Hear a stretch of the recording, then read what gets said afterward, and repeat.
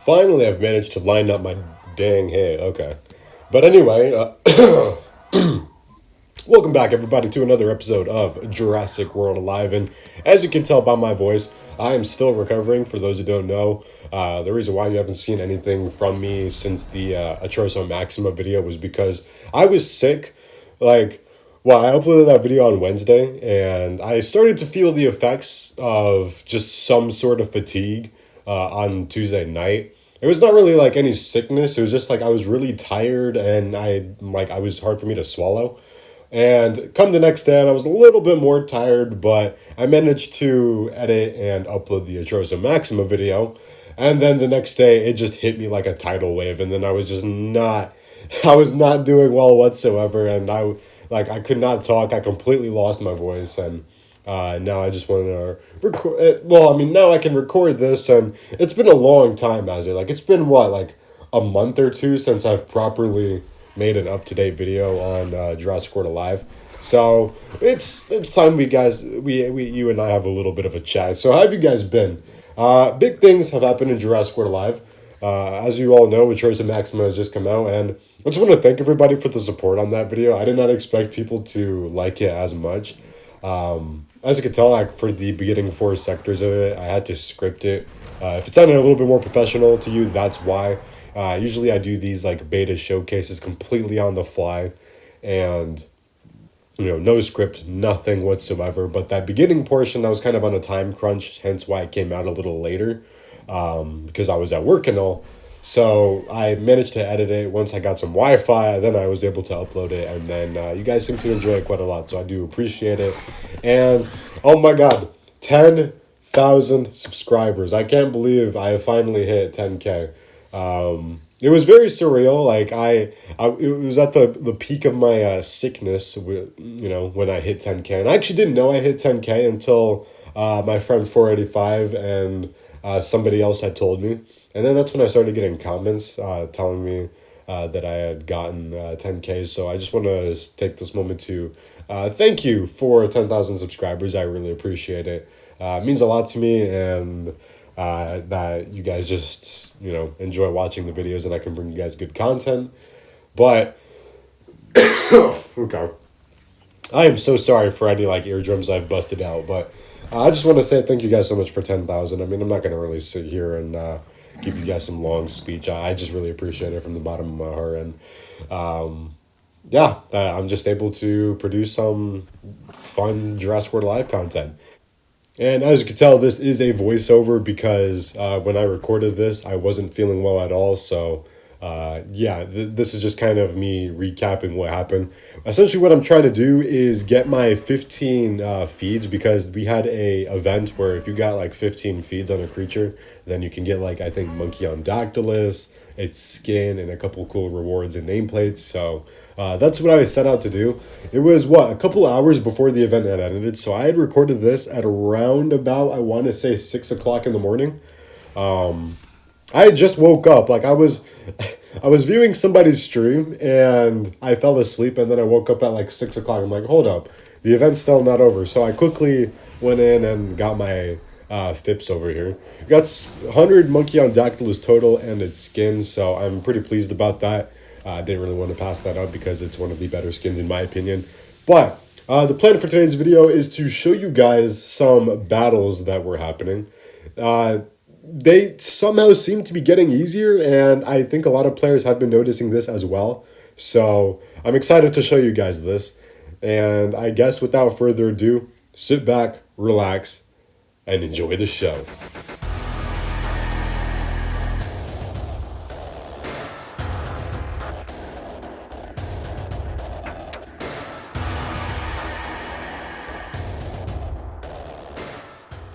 Okay, that took way longer than I expected it to, but I finally managed to load into a battle.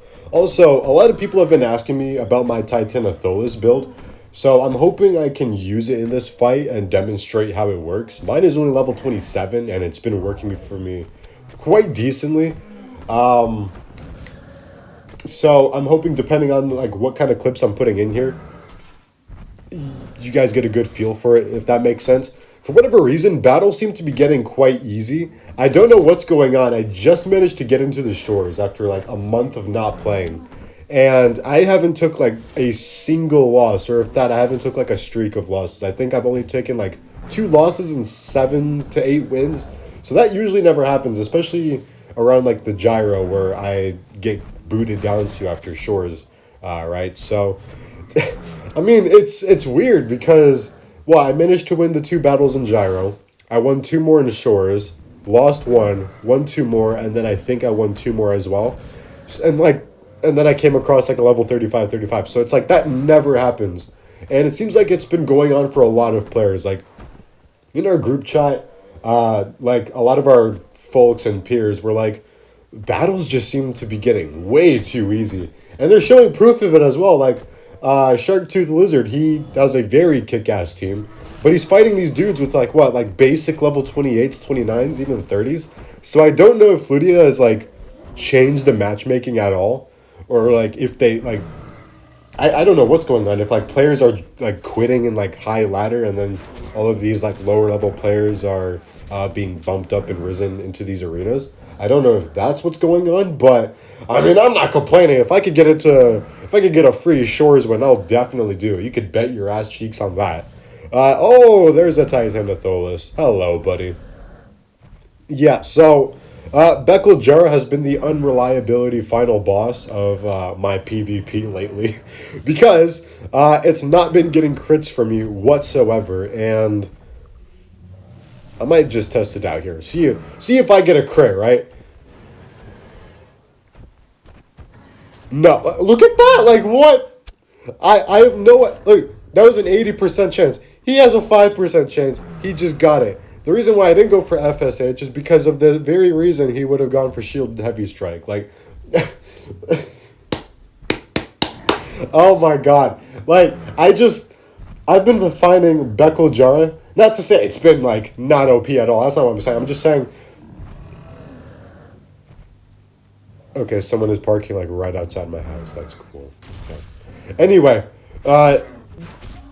when it comes to reliability, Beckel Jaro finds herself like way at the bottom of the list. Like I can't count on the bro for like shit if I want to get a crit like that. That comes from like all the 5%ers, maybe 10% if you're lucky, but you know, no 80%. That's like the most 80% crits I think I've ever missed, and I've only ever missed 190% crit by the way. So keep in mind, I've missed 190% crit compared to like 25,000 80% crits. Aside from that. Beckelrosaurus is going to be taking the show here. And, oh my god, is it an OP starter. For whatever reason, they decided this thing needed a buff because, quote-unquote, it didn't receive much play. I think I directly predicted its buff as well with the Anger on escape, which is funny. Finally, I've managed to draw my Titano. That took way longer than it should have. That was about like 4 or 5 matches without pulling the T word. But... something I did want to talk about. Oh my god. Amphibians of the prehistoric time. Oh god, I'm dying. Amphibians of the prehistoric time were actually very badass. Me and my friend Dinosaur Dundee were talking about it. I think it was like literally last night, and we were going over a lot of prehistoric amphibians like Gerathorax, Kulasuchus, Prionsuchus, Mastodontosaurus, and, you know, I didn't realize how big Masto... I knew it was like a chunky fella, like around 20-something feet long, like around about the 16, 20-foot mark. So it's bigger than your average saltwater crocodile. And I think if memory serves correctly, the biggest saltwater crocodile that we know of is 20 feet long. So, you know, really puts into perspective that on average, Masto was 20 feet long, I think. Don't quote me on that, but I'm pretty sure it was around 16 to 20 feet. But Prionsuchus, that thing was way bigger. Like, it was around 30-something feet long, and it's incredible to see. And I'm pretty sure there is a debate going around right now about who is the bigger amphibian. And the way I see it is Prionsuchus is obviously longer. Like, you could tell, you know, from snout to tail, there's no debating if it was longer or not. It was. But I think it was more lightweight compared to Masto, which was like fairly bulky, I'm pretty sure. It was around a ton to 2 tons. So I'm pretty confident that makes it the biggest amphibian that's ever lived in terms of weight. But length, I mean, we don't know if they could have gotten bigger. I mean, from what I've read so far, Mastodontosaurus seems to have capped out at around 20 to 22 feet long. So make do with the information of what you will. But that's the beautiful thing about paleontology. We'll never truly know how big they can get. We don't know what their skin looked like. We don't know how it felt like. Most of it, it's just so cool, and I wish we could just look at these guys in all their glory. But that's why we have Jurassic World Alive, am I right, ladies and gentlemen? And, shockingly, Jurassic World the game's Masto is literally like a damn toad. And I didn't know Masto was a giant croc-like amphibian until it was released into Jurassic World Alive. I knew about Mastodontosaurus, but I never cared to look into it until it came into JWA and I had to make that video about it. And I was like, whoa, this thing is not at all what I expected to be.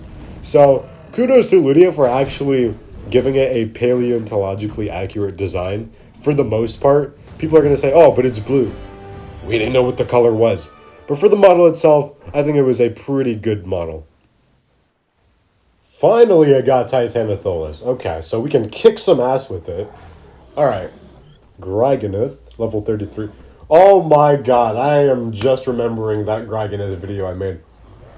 I don't think I ever addressed it. Holy crap, my throat is sore right now. Taking a breath is so hard now because it just feels scratching, like someone's like just pulling on my throat. But I remember when I first posted that like Grigoneth got nerfed short, everybody genuinely thought I had, some information, and I had successfully managed to gaslight unintentionally, gaslight the community into thinking Grigoneth was getting nerfed. And my thought process was doing this, since I've never made a short, like that before. My thought process was, okay, Grigoneth got nerfed, and then I can tease it in the next video. Because I had teased it like a few videos like before that we were going to work on a Grigoneth nerf, since it was so dominant at the time. And, I was planning on posting the short and then posting the video like a couple hours later. What I didn't anticipate for was the massive thunderstorms and tornadoes we had gotten. So I had posted that short, had the mindset to upload the video just a few hours later, had the power knocked out for that night, the next day, and the day after. So essentially, I had told everybody there's a Grigoneth nerfed, left, and then refused to elaborate further. So for 3 days, people were panicking over that damn Grigoneth nerf, thinking it was real, and it was literally just a video teaser. So I just want to address that because I thought it was so funny. And Titano is kicking ass. Oh, yes. See, when it comes to a 5% crit, I find it more reliable than Beckel Jara's 80% crit. I have no idea what the science is behind that, but I think, every Jurassic World Alive player can back that information up. And can we stun it? Yes, I can stun it. Tiger RNG at its worst, ladies and gentlemen. So I don't believe he's going to swap, because he's going to be taking Protective Stomp if he swaps. He doesn't. But he's going to take Protective Stomp, and then he's going to take Thagomizer Whip. And another... Oh, God. Every time I laugh, I'm going to die. But I won. Okay. Next fight. Concatosaurus. I think it's impressive that Concatosaurus still finds usage. Like, it is not a terrible creature at all. It's just very annoying to fight. Like, every move, aside from 2, can heal. Pretty funny, right? But that's why we got Ceres Stegatops in the bag, So, oh man, Ceres Stegatops. I remember when I unlocked Ceres Stegatops. It was a creature I didn't think I'd get to level 30, but after grinding out almost every event at the time, I'm like, okay, I can definitely get this. And I managed to do so. We got a lot of Ceratosaurus events at the time, so it was a fun ride. I gotta get back to grinding, though. Like, my tournament game lately has sucked ass. I've just been busy with, like, work and, scripting for videos, because I do want to return the special video format a lot of people seem to like those, and I've only got 3 out technically if you don't count the beta videos and the size comparison ones. But I guess you could count the size comparison videos as a special video in of themselves. So yeah, I've got plans. Nano Tyrannus is one that I've got planned. Big Edie and Little Edie, and then the Rebirth Rex coming out soon is something I've got planned. And I've got like 2 videos planned for Rebirth Rex. One is a showcase, and then the next is a video that has to do with it in Jurassic World Alive. But it's in that special video format where we kind of go into a more in-depth guide on its matchups and how it'll affect Jurassic World Alive, and also how it compares to some of the prime creatures. I've also got a video talking about the Baclolith like nerfs, because I know that's happened, and for whatever reason it just doesn't die, so I think there's some cool content to be had there. But I think I want to save that for the meta deck report that I've got coming out soon. So, well, there's a car accident outside. Anyway, yeah, the meta deck report is something that I want to... Holy crap! Atramalisti is getting a 5% crit. I think it's sad that Atro and Titano both have 5% chances to crit. And yeah, I get that more than Beckel Jars. So, I mean, come on, Beckel. You gotta lock in.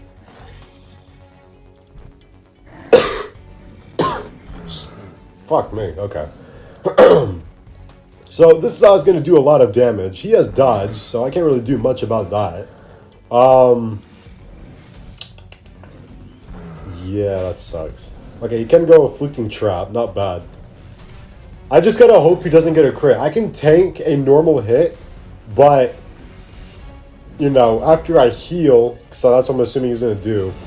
After I heal, there's really not much left to do, because I'm gonna have Wild Triple Strike up, which should in theory kill everything.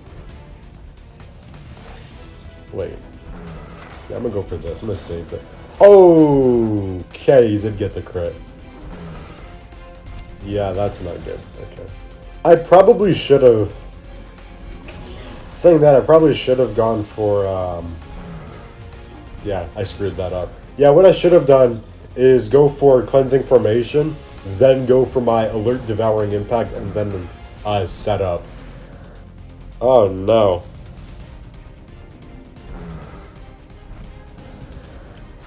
Oh, Magnoraptor. I think he might be quicker. Am I still slower?